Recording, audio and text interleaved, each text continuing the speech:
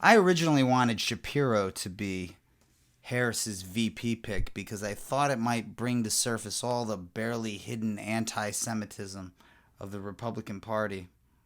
But she decided to go with the best candidate instead. And they've been trying to go after this guy. They've been trying to make stuff stick, but nothing's really working. And here's an example. This is Greg Gutfeld. Greg Gutfeld attempting to roast Tim Walz. And it doesn't go well.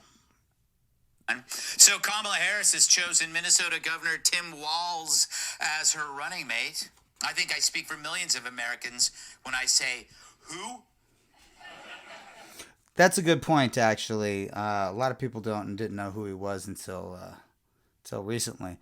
But on the other hand, name the governor of South Dakota. So this is Governor Walz. There he is. Do you know we're the same age? I know. He looks like the founder of a law firm specializing in personal injury. You know, in Vegas, we've got lawyers on every other billboard, and they look nothing like Tim Walz. They look half his age, for one thing. They wear a lot of hair product. They work out way too much for guys who wear suits. They look like they know where to get coke. Tim Walz does not look like a lawyer. He looks like the guy at church who remarries 1 month after his wife mysteriously passes away. No, he just looks like a fun dad. He looks like a fun stepdad. He looks like a stepdad who would take you to ball games while your last dad is over at Epstein's Island grabbing babysitters by the pussy. He looks like the high school football coach who made sure everyone showered after practice. He was literally a football coach, and I am certain he encouraged hygiene amongst his players. Greg here doesn't know how jokes work. If you're going to roast somebody, don't tell them that they look like the thing that they are. What if I were to say that Greg Gutfeld looks like a failed comedy writer who was forced to do a show on Fox News? That wouldn't make any sense, because Greg Gutfeld is in fact a failed comedy writer who was forced to do a comedy show on Fox News. Instead, I might say that Greg Gutfeld looks like a character from Beverly Hills 90210 if he were being played by a middle-aged elf. Now, I don't want to say Tim.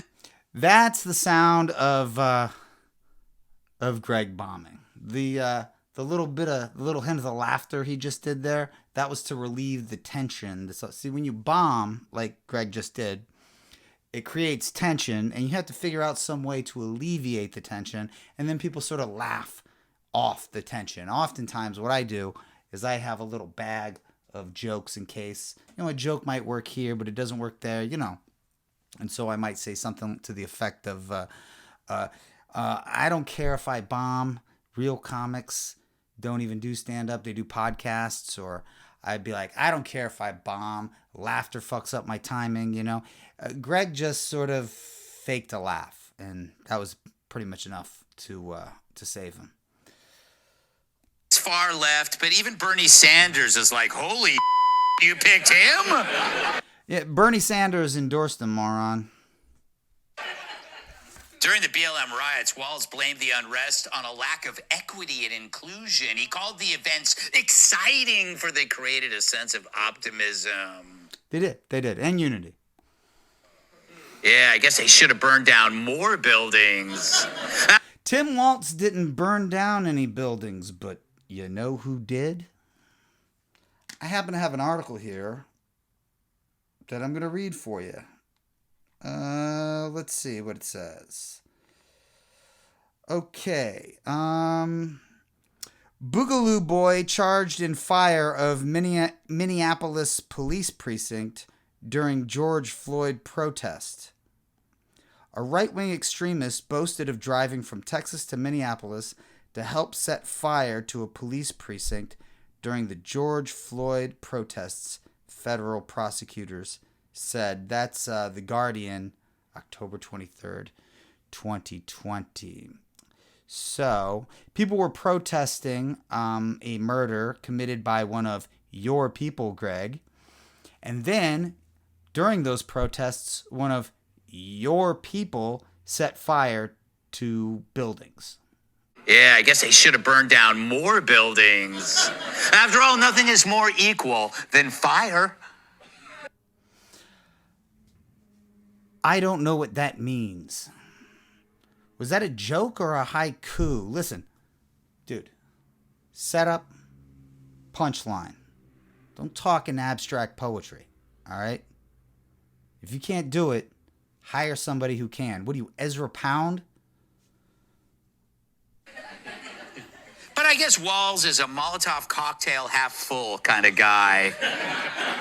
I bet he thought 9/11 really helped people in lower Manhattan afford rent. Too soon? No, it's never too soon for a 9/11 joke. The only time it was too soon for a 9/11 joke would have been on 9/10. They didn't laugh because your joke doesn't make any sense.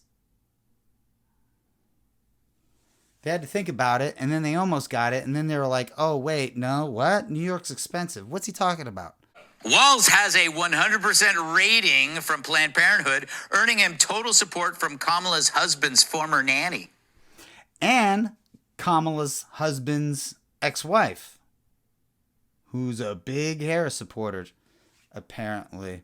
Kamala's husband's ex-wife is like 3 degrees from Tim Walz, so I don't see any connection there. I think you would have had, you might as well have just used the Republican operative RFK Jr., who sexually assaulted his kid's nanny. He said in his defense at the time that he was no choir boy. That was his excuse, that he was no choir boy, which actually sounds about right, because at the time he sexually assaulted his nanny, he was in his mid-40s. She was in her early 20s. So I guess in that scenario, he would be considered the priest.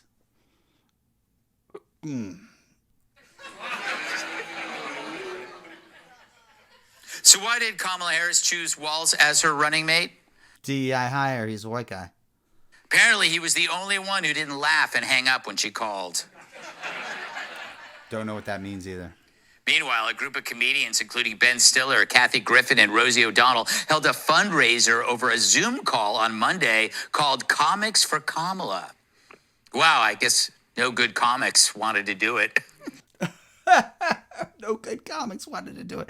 Well, listen, I imagine there's not a lot of hip stand-ups there. I know Patton Oswalt was there. I'm guessing it's a lot of older people. I don't think it's smart for, well, you could end up getting blacklisted in stand-up if you do something like that. That's the actual truth. Also, it's probably not the coolest thing to do. You can't be cool and do that. But, so I suppose, Ben Stiller, I just saw Dodgeball again. It was pretty good. Zoolander 2. But, here's the thing. Maybe they weren't funny, but how would Greg Gutfeld know if they were or not?